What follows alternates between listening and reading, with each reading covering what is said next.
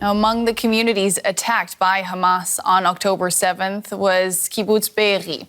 The terrorists completely destroyed the kibbutz and brutally killed over 100 of its residents. One of the families torn apart on that day was the Haran-Shohams. Their home in the agricultural community burned to the ground and most of the family members went missing. 11 were kidnapped by Hamas, including 3 young children and an elderly man. It's thought they're still being held in Gaza. 4 members of the family have since been found dead. Noam Hartzvi is a friend of the family and has been campaigning for their release. She joins me in the studio now. Welcome to DW. First up, do you know anything about how the family is doing? Thank you for having me. We have no further new information, unfortunately. Every hour and every day that goes by, we're still waiting for a sign of life. We are still waiting for any certainty and mostly waiting for them to come now back home. Mm-hmm. But as you said, we know now that 4 are officially murdered and 7 are officially kidnapped. Now, an Israeli national security advisor said today that there is no deal in sight for the release of the hostages. How concerned are you about that? You know, I'm a medical student. I'm not a security specialist. I'm not a diplomat. Of course, the families and the friends are every day concerned. You can imagine how it feels when your best friend or your mother or your child is a hostage and held by Hamas. Yeah.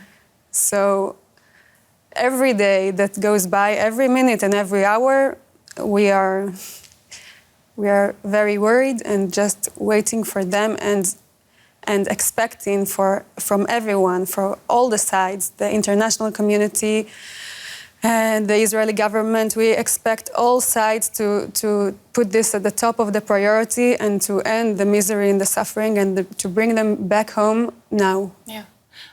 Just this weekend, Prime Minister Netanyahu said that releasing the hostages was his number 2 priority, though. How does that make you feel as someone who, you know, is so concerned about this entire family missing? As I said, I'm not a national security specialist. I'm a medicine student, and this is Dr. Shoshana Ran. She's my dear friend. I know her for 10 years. We worked together at the NGO she established. Her life mission was to solve the hunger problem in Africa and to help small farmers to develop agriculture and to gain security. She's always been an inspiration for me. All her family are, you know, just amazing people, humanitarian aid workers, peace activists. It's been too long. It's been too long. It's almost a month. We just need it to end. We just need them home now. And you've been bringing that message to a lot of people over the past days. You've been incredibly strong, touring several countries and trying to rally people to get on board with this cause, to get the hostages released. How have people responded to your pleas? I would say that everyone we met were very empathic. We spent 1 hour with President Charles Michel. We met Prime Minister Rutte. We met President Metsola. We met the whole EU Parliament. The list is so long. We met so many people from all parties. I feel that we had their heart going out to us, and I truly respect their support.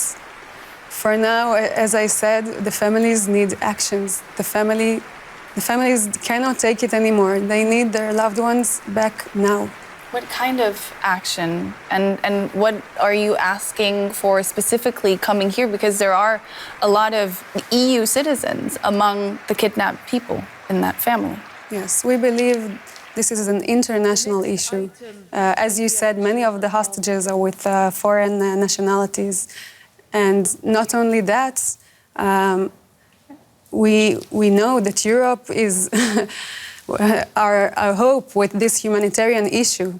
So we really expect them to put this as a top of the priority and to use all their diplomatic tool, everything to end it today, now.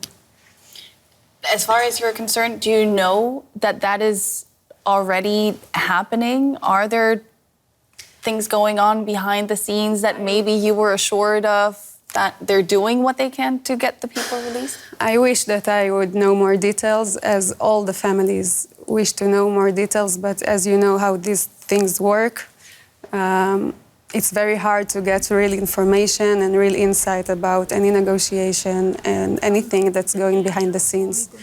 But the only thing that I can say is that we have hope and we have expectations of them. And I really want to believe that everyone that we met didn't only meet us that day, and I really think from the people that we met, they gave us a huge support, and I believe that they're doing whatever they can under, things that cannot be said. But we urge them not to forget them. These are our people, these are our families, this is not numbers, this is real people. And you just got here to Berlin. What's next for you? Who are you going to meet? Who are you hoping to be able to speak to and convey that message to? So one delegation of the German hostages family was already here on the second week of the war. We're now arranging a second delegation. And I'm here for this as long as it takes to meet with any diplomats or anyone that is in a position to help us. Especially, we need even the basic stuff, a sign of life, and to know that they are held in humanitarian terms. These are basic stuff that we still don't have any certainty about. I know it's a very complex situation, but I really wish for anyone not to be in these shoes, never. This is every minute, every hour that goes is terrifying, yeah. I really hope that your voice is heard. Thank you so much for having the strength to come here, and all the best to you and your friends and your cause. Thanks. Thank you.